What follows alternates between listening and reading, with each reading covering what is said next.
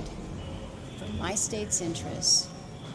I will continue to do that, and I will make no excuses for doing that.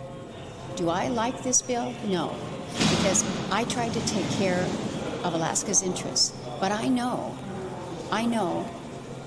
that in many parts of the country, there are Americans that are not going to be advantaged by this bill.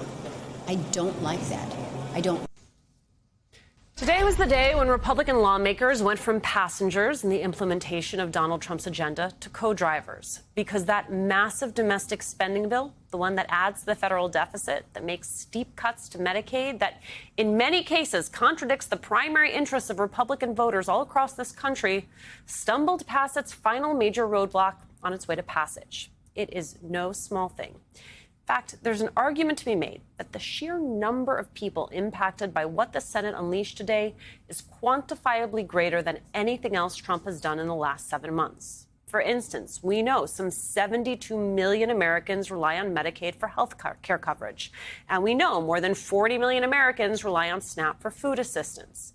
Make no mistake, Trump's extrajudicial deportations, his use of the military against its own citizens, his purge of vital government systems are all surely incredibly important discussions worth every millisecond of our attention. They affect tens of millions. But what the Senate passed today, its tentacles stand to reach hundreds of millions, for better or for worse. Joining our coverage, Democratic Senator Richard Blumenthal of Connecticut. Senator, what a day. Your reaction to this passage? I am angry. I'm furious, because this big, blatant betrayal is going to cause enduring pain and hardship for those millions of people whom you just cited. But I've seen them firsthand. I know that the child who breaks his arm on the playground, or the mom who feels a lump in her breast, or the senior who's in a nursing home, they're going to go without the care that they need. And it's cruel and stupid. Cruel because, obviously, they're going to suffer pain and they're going to be potentially without care. But it's also stupid because postponing care makes it more costly when the illness becomes more serious or the disease becomes incurable.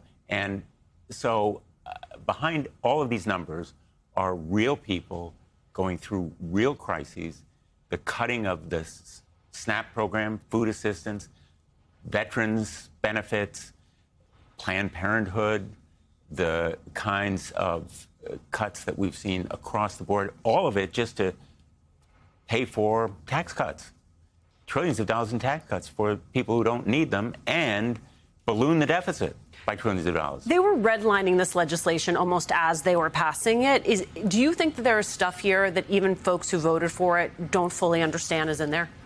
Absolutely. And you're right to focus on that fact, because literally at 4 a.m. this morning, we were receiving drafts of paper with red lines, notations in the margins, and that was the bill.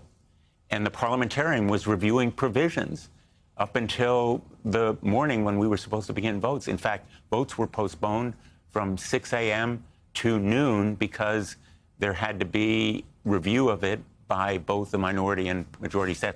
So there are undoubtedly provisions in this bill, like raising premiums, co-pays, other kinds of really disastrous effects.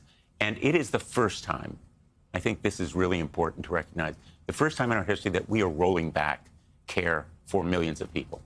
We've talked a lot about the Medicaid piece of it, and I think we're going to continue to hear a lot about the Medicaid piece of this just because of the sheer number of people who are impacted by this. But to your point, there are other elements that we have not heard as much about. So, for example, what does this legislation do to veterans?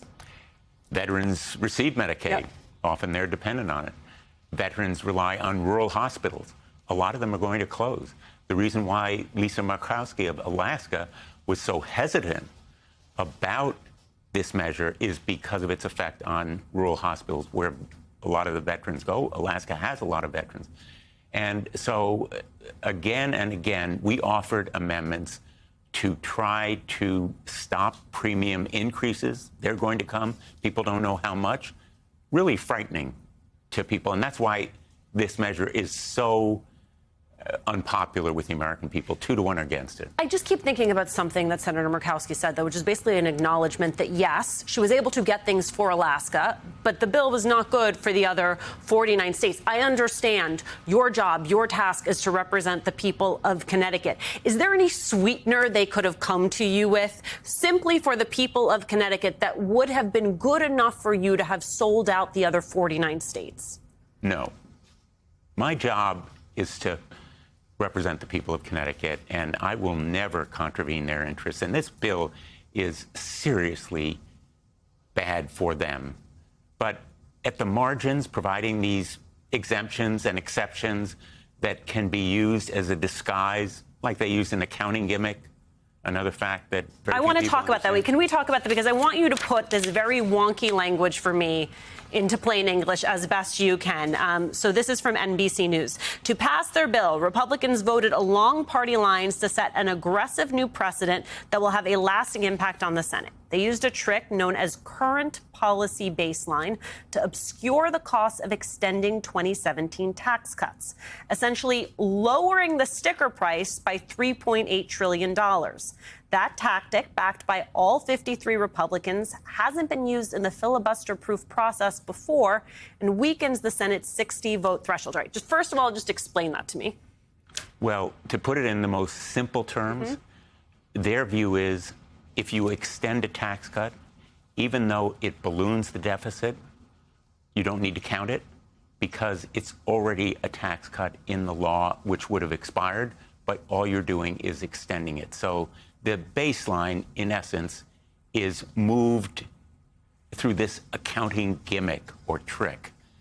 And what they did also was to use the reconciliation process, which, as you know, is supposed to apply only to the budget, to make very sweeping policy changes or attempt to do it. They tried to, in effect, preempt all state laws on artificial intelligence. We pushed back. We won that fight.